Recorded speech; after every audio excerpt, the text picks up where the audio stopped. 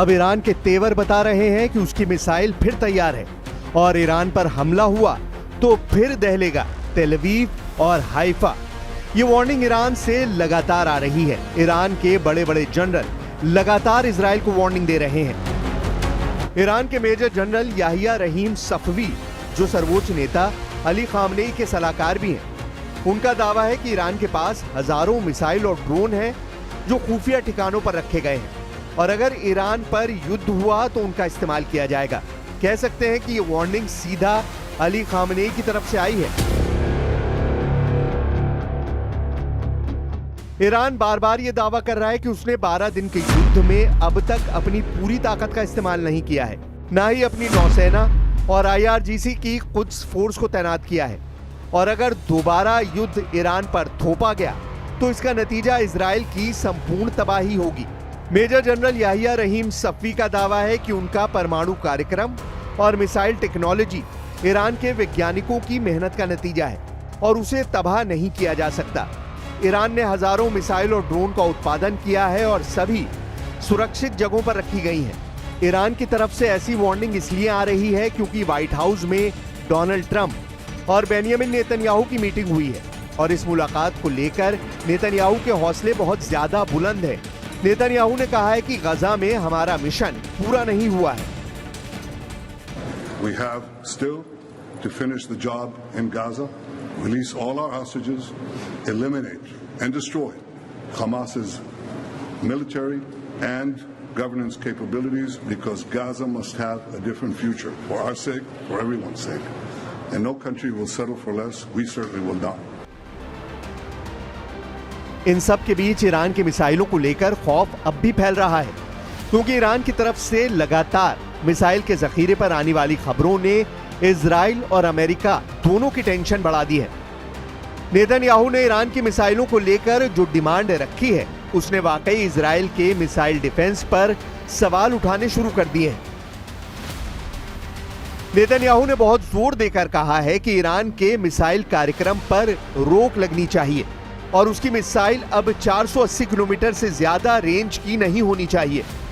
ऐसा इसलिए क्योंकि ईरान ने 12 दिन के युद्ध में अपनी जिन मिसाइलों से इजराइल को निशाना बनाया है वो करीब 1500 या उससे ज्यादा रेंज की थी। ईरान और इजराइल के बीच भी इतना ही फासला है।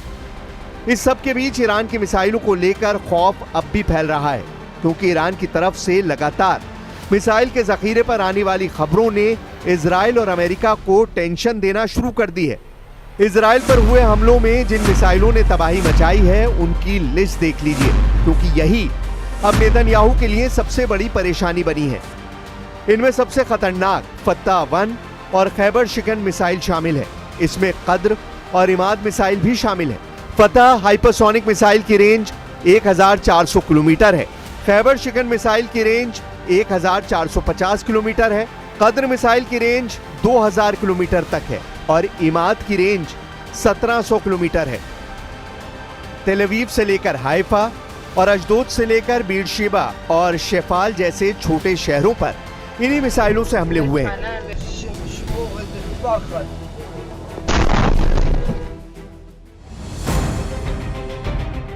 इसीलिए ईरान के कमांडर जो वार्निंग दे रहे हैं उसे इजराइल बिल्कुल भी हल्के में नहीं ले सकता। ईरान से युद्ध हुआ तो उसकी मिसाइल गोदाम फिर लॉन्चिंग के लिए तैयार हो जाएंगे। ये बात नेतन्याहू बहुत अच्छी तरह जानते हैं। ऐसे में इजराइल में कहां धमाका होगा, कौन सी मिसाइल कहां गिरेगी, इसे लेकर इजराइल के मिसाइल ट्रैकिंग रडार सिस्टम काफी प्रेशर में आ जाएंगे।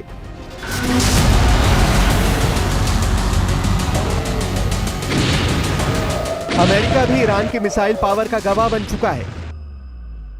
22 जून की रात ईरान की मिसाइल लॉन्च हुई। कतर समेत सभी खाड़ी देशों में कोहराम मच गया था। ईरान की मिसाइल कतर के अल उदैद मिलिट्री बेस की तरफ बढ़ी। आसमान में तेल अवीव जैसा खौफ पसरने लगा। कतर के अल उदैद एयरबेस की 2 तस्वीरें देखिए। पहली, जहां उनका टॉप सीक्रेट रडार देखा जा सकता है, यानी वो रडार जो एक डोम के अंदर बना होता है, और फिर हमले के बाद दूसरी तस्वीर देखिए। उसी लोकेशन पर काला धब्बा बता रहा है कि ईरान की बैलिस्टिक मिसाइल ने उस रेडॉम को राख में तब्दील कर दिया है। इस बात की पुष्टि अब अमेरिका के रक्षा मंत्रालय यानी पेंटागन ने भी कर दी है। पेंटागन ने माना है कि ईरान की बैलिस्टिक मिसाइल ने उसके अड्डे पर सर्जिकल स्ट्राइक की थी। खाड़ी में ट्रंप का टावर तोड़कर ईरान के सर्वोच्च नेता खामनेई ने बता दिया है कि डोनाल्ड ट्रंप और अमेरिका की दादागिरी ईरान के आगे नहीं चलेगी, जवाब बराबर दिया जाएगा। इन मिसाइलों ने क्या किया, उनका रिजल्ट देख लीजिए, जो 23 जून की सुबह देखने को मिला।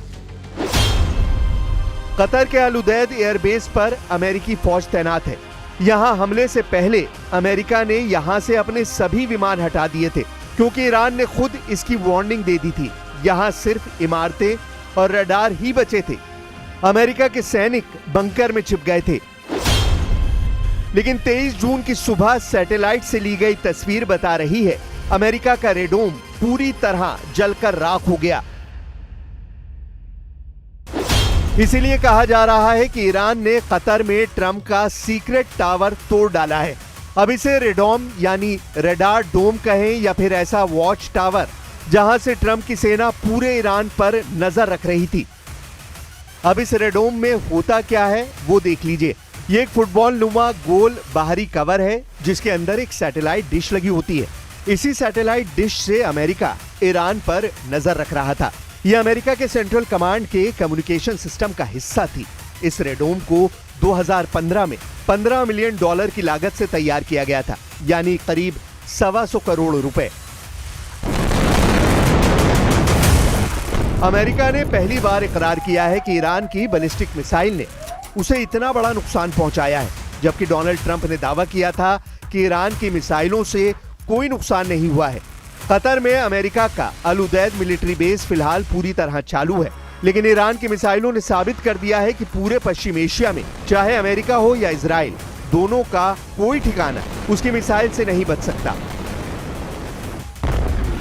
देखा जाए तो 12 दिन के युद्ध का नतीजा न इजराइल के पक्ष में आया न ईरान के पक्ष में। 12 दिन के सीजफायर के बाद ईरान पर इजराइल के हमले बंद हुए और इसी तरह इजराइल के शहरों पर ईरान की मिसाइलों की बारिश भी बंद हो गई। हालांकि अब यह सवाल उठने लगा है कि क्या वाकई ईरान के परमाणु ठिकानों पर अमेरिका और इजराइल का जॉइंट ऑपरेशन कामयाब रहा। वैसे युद्ध हुआ तो ईरान के मिसाइल गोदाम फिर सैकड़ों मिसाइल लॉन्च करने के लिए तैयार हो जाएंगे। इस बात की गारंटी बार बार दी जा रही है।